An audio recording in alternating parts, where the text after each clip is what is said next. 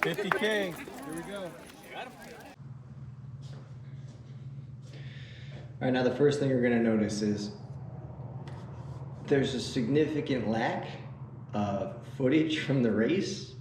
We just ran out of time to get everything done. We had so much on our plate. We thought about a lot of it. A lot of things about what could and couldn't go wrong, and we definitely did a lot of things right, but there were a few things that fell through the cracks, and I want to kind of break those down a little bit and try to talk through those things, figure out exactly what we did, exactly where we went wrong, and exactly what we're going to do for the future to fix those things, because I think there's a lot of room to grow. I think we had a pretty cool race, but I think there's a lot of other things that we can do.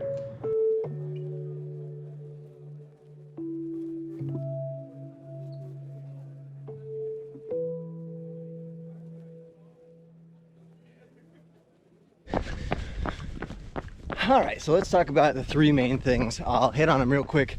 If you do enjoy more long-form conversations, Sean and I are looking to launch a podcast of sorts at the end of April, maybe early May, depending on logistics. So feel free to check that out. Leave us a review, let us know what you think, and we'll talk about some of these things in more depth, I think. But for now, the three main things that we're kind of hitting on are the course marking, the food, when we finally got the food, not at the aid station, it's with the finish line food, and then the weather, of course, the weather, right? So the first thing, course markings, we used like flagging tape. It's like plastic, used blue and pink to denote the two different courses, and tied them together when it overlapped. And the issue we ran into is that we did not realize there would be a point where there was a section that you went out on, and then on your return part of your loop you came back on as well. And so people saw the left turn as they were going out, and rather than staying right to follow the trail, they turned left, and we're basically going backwards from nearly the beginning. We've since named that intersection the Bermuda Triangle. That was one of the two issues. The other issue being there was a turn off of La Honda Drive, which is like the main road that people did not see. So they ran past it, and I think they ended up coming down La Honda entirely, which was not part of the plan. And so essentially, those issues led a lot of people to, I think, either drop down to an earlier or shorter distance, or to just throw in the towel entirely. I think people would have been a little bit more resilient had they not had to deal with the weather. And it's pretty cold at points throughout the day. But those things combined, I think, led people to throw in the towel a little bit early. I mean, first and foremost, when you're running a course like this, no matter the distance, we always make sure you understand it's the runner's responsibility to know the course, but we also do everything in our power to make sure that you don't get lost. So for next time, we have arrows, big honking unmissable signs that have giant arrows on them, and we'll put them at the main intersections now that we know where people might get lost. We might also revise the course for next year, but I think it was a decent course. I mean, we got a lot of good feedback about enjoying the course, so I think the only thing that we would do differently is to make sure it's marked a little bit better in those areas that we now know are issues, and that way people won't get lost, and it'll be more about enjoying the course rather than staying on course. So there's that. I gotta make sure I'm still going the right direction. I'll check back in with you in just a second. Okay, good news, I was. We did it, we're doing it. So thing number 2, the food. I'll be the first one to accept blame. I think there's a couple things that went wrong. Some of it was our fault. Some of it was just miscommunication, a mess up in how the food was delivered. But so we did Chipotle and Chipotle catering. The part that I will take responsibility for 100% on me was that I did not order it early enough. I didn't order it same day, but I did order it I think a day or two before. I'd ordered one before, and our thought process was we want to keep them as hot for as long as possible, these burritos that we were ordering. So what we did was we did 2 separate orders. We split it about 60-40, and the first 60% of the total burritos we were trying to order were supposed to come in the morning as soon as they open, and then the second 40% was supposed to come after that, towards the afternoon when more people were finishing, so that those ones would be warmer instead of sitting out all day. So the issue was, when we did these 2 separate orders, we realized the second order came in too late and they wouldn't let us deliver at the time we wanted. So we tried to call it in, and when we explained it, we somehow got the orders combined, and because of the timing of the change, they weren't able to deliver it at the earlier time anymore, so they just delivered all of it at the later time, which is just a big bummer. I wish there was something we could have done about that. But so the people that finished early basically had to wait around for hours before the burritos showed up, and that was super not cool. That was definitely not our intention, and we had thought of that. It just didn't work itself out. So the workaround obviously being that we're gonna fix that for next time, and make sure we order them with plenty of time in advance now that we have a little bit better ballpark. We also know now that it's probably going to be a sellout next year, which is super awesome. Thank you, by the way, for that. That's super encouraging for us. We're excited for the next few races we have going on. So next time, will we have a little bit more liberty in ordering those burritos and ordering things associated with the race. Big hill. So the third thing to discuss that we'll hit on real quick in this video is the weather, of course. We had premonitions of some kind from an outside source that it was going to rain that weekend. More in that maybe on the podcast. And so when we realized it was going to happen, we figured it was going to be a light rain. And it ended up being a pretty serious rain for a good chunk of the day. And obviously, you know, ultra trail runners by themselves are a pretty robust group. They're not usually deterred by things like that, but we also know that the trail systems, as well as the ground, the irrigation, I guess, in the ground is not used to that kind of water.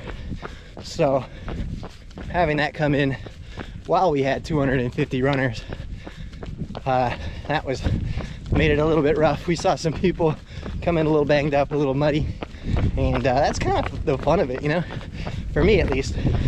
It's about getting out there when things are a little yuck, making it happen anyway, pushing through, persevering, showing some toughness. And I was impressed. I think when we closed it for logistical purposes, we had 250 signups, and I think 228 started.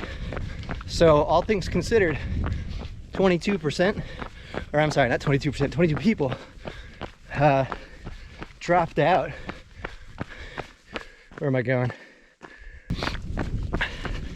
22 people didn't start.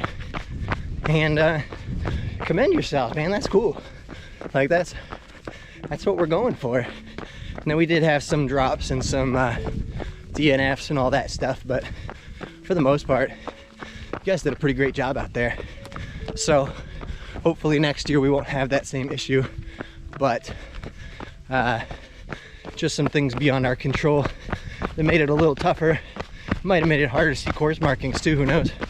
And very glad that you guys stuck to it, that you pushed through, and you made it an experience rather than throwing in the towel before you even got started.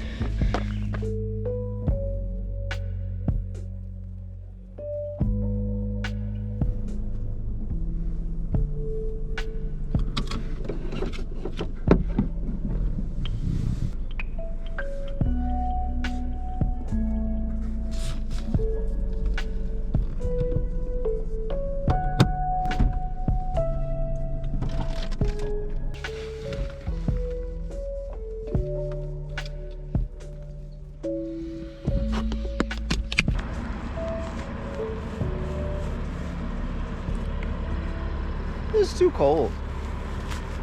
It's always too cold. It'll warm up. It's not gonna be that bad today. Let's see what's going on. Hey, welcome back. We're back out here doing life again.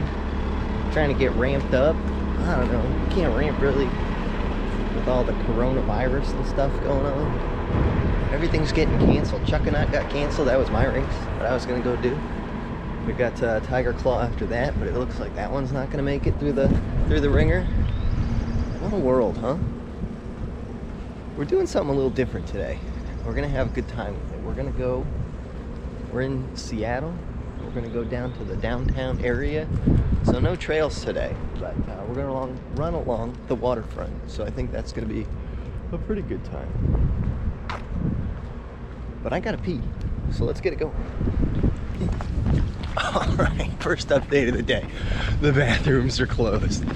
Coronavirus strikes again. I don't know what I'm gonna do now. The good news is I can still run across the locks, which is where we are. We're at the Ballad locks, the something Chittendom locks. It's for those of you who are uninitiated, this is where the boats that are coming in from the main sound get in. They raise the water. As you can see, the water level here is up, and down there it's not. So they bring those bad boys in, even out the water, raise up the boats. It's a pretty cool place, I think. Harold Chittendom? Harold L. Chittendom? Something like that. I've only lived here my whole life. Who really knows? Goodbye, locks. Today is about taking you on a little tour. Little tour of the city, along the waterfront, on the north side of the downtown area. Come on, come along.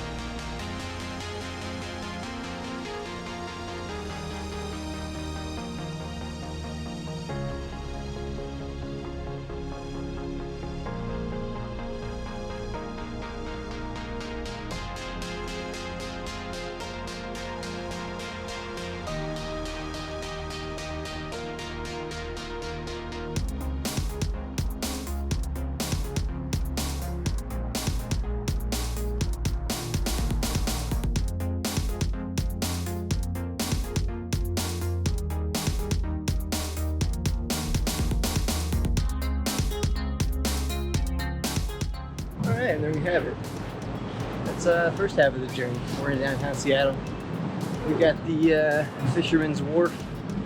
We got the Seattle Aquarium, which is closed. Everything's closed. It's partly because it's so early, but also most public things are closed for of the coronavirus through the end of March.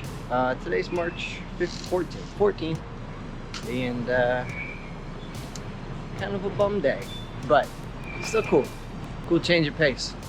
And now we make our way back.